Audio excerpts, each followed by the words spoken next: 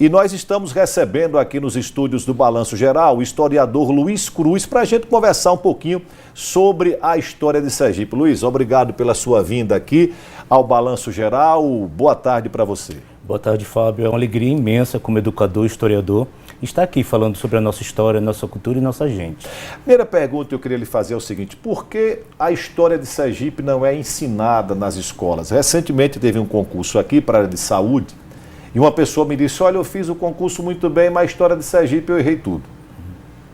Falta ensinar a história de Sergipe nas escolas do nosso estado? Você foi num ponto crucial. A história de Sergipe ela é muito importante para que as pessoas se apropriem dela e assim criem um sentimento de identidade cultural com as coisas, a terra e a história de Sergipe. A história de Sergipe ela é ensinada. A LDB e as novas práticas pedagógicas orientam que as escolas trabalhem, principalmente no ensino fundamental. No problema do ensino médio, no caso de ensinar a história de Sergipe, é que é focado na questão do Enem e não cai... No Enem, história de Sergipe. Exato. Aí a turma não estuda. Mas aí tem outra coisa que eu chamo a atenção até nas minhas aulas. Tem aspectos da história e da geografia de Sergipe que refletem o Brasil. Por exemplo, a Segunda Guerra Mundial se vincula muito à nossa costa. O cangaço pintou e bordou no sertão de Sergipe. O tenentismo, que muita gente só vê em São Paulo ou no Rio, teve aqui em Sergipe também, na Praia 13 de Julho. Então as pessoas têm que entender a significação e a importância de se ensinar a história de Sergipe em todas as séries. Esta data de hoje é 8 de julho. O que é que de fato aconteceu em 8 de julho? Bom, é importante deixar claro que tanto 8 de julho quanto 24 de outubro são importantes, porque cada data tem a sua fisionomia, o seu contexto histórico. Quando a gente vem para o 8 de julho de 1820, ela nos remete ao período joanino, quando o rei Dom João VI, que estava na corte do Rio, reconhece que Sergipe foi fiel a ele numa causa, que é a chamada Revolução Pernambucana de 1817, que quis se separar do Brasil. Então, quando a gente percebe que o rei cria um decreto libertando Sergipe em relação à Bahia, a gente percebe que as fronteiras das capitanias da época, elas eram uma concepção política, não era fixo, como eram no tempo das capitanias hereditárias, que a gente vê aquelas tirinhas. As fronteiras vão se moldando de acordo com a elite agrária local, entendeu? Sergipe, por exemplo, se a gente seguisse o que o rei determinou para todos nós, para o pessoal de casa entender, Sergipe era para ser, da onde está o aeroporto de Salvador, para cá, o aeroporto de Salvador para cá, chegando à região de Paulo Afonso, do Rio São Francisco. Então seria um estado maior do que é hoje. Seria maior do que Alagoas. Sim, e aí você começa a perceber como é que se dá as dinâmicas. Atualmente... Isso foi o que o rei Dom João VI definiu em 1820. E por que é que na prática não foi assim? Então, o vínculo com a Bahia, que como o hino chama de forma satírica, a província maior, né, o nosso hino parece que está fazendo elogio, mas é uma crítica. Então, havia uma identidade sergipana em construção. E essa identidade em construção, ela fez com que um povo se diferenciasse do ponto de vista cultural de outro. É claro que há interesses econômicos, políticos, sociais, porque uma autogovernança sergipana poderia gerir o capital do açúcar, do algodão, sem precisar concorrer ou no caso, ter uma determinação da Bahia. Então, o 8 de julho é uma autogovernança, é uma cultura política, é uma nova província, um novo estado que está nascendo, certo? É verdade que foi um presente de Dom João VI ao povo sergipano, ou houve luta armada para que Sergipe se libertasse da Bahia? Ótima pergunta também, porque o processo de emancipação de Sergipe, como eu acabei de falar, é um processo que vem do período joanino e vem até o primeiro reinado. Não foi uma coisa simples de uma assinatura de uma carta.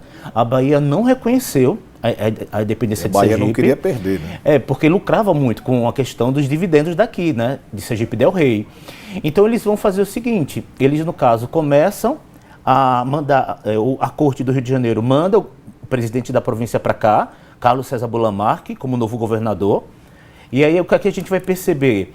Os baianos não aceitam, invadem Sergipe e prende Carlos César Bulamarque, que foi o primeiro governante de Sergipe recém-independente. E aí Sergipe volta a pertencer à Bahia. Por que houve luta? Porque quando Dom Pedro I assume o trono, ele vai referendar a Carta do Pai. E aí se contrata mercenários para virem para as províncias rebeldes e assim dominá-las. Então, há um outro personagem marcante, que é, no caso, Pierre Labatut, ou Pedro Labatut, como alguns historiadores chamam. Ele vem com tropas de Alagoas para Sergipe e vai dominando regiões onde os portugueses dominavam. Então, houve conflito, sim, e esse 2 de julho, ele se vincula um pouco com o contexto criado no pós-8 de julho de 1820. Então, para as pessoas entenderem em casa, nós temos as chamadas guerras de independência pós-7 de setembro. O que é isso?